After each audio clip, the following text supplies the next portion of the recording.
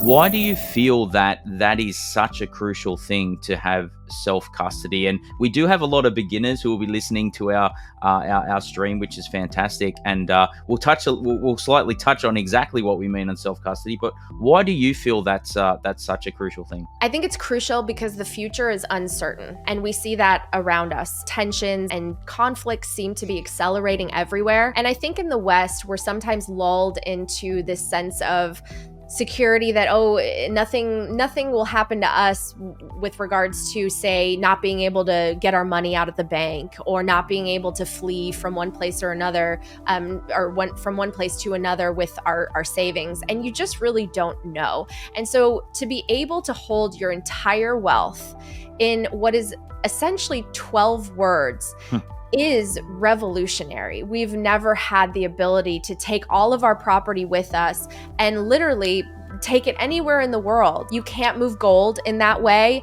You can't move cash in that way. And so many of us take for granted the fact that, yes, we see digits and numbers on a screen when we log into our online bank accounts, but those are IOUs. The bank is supposed to give those to you if you were to call upon the bank. But we've even seen with some of the last banking crises that have happened in the last 2 years that the banks don't have the money if we were to all go and ask to withdraw it. That's a problem. I mean, our banking system and our financial system is so indebted that it is insolvent. And so Bitcoin is something that is no one's liability.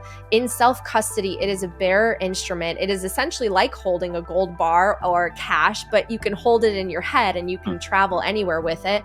And so it's really empowering. And like I said at the start, the future is uncertain. We don't know what's going to happen. I actually hope that Bitcoin helps transition us to a more peaceful future where we don't have all the conflict we do, because a lot of that conflict has to do with a concentration of power, both political and economic, and then using that power in the form of kinetic energy and violence.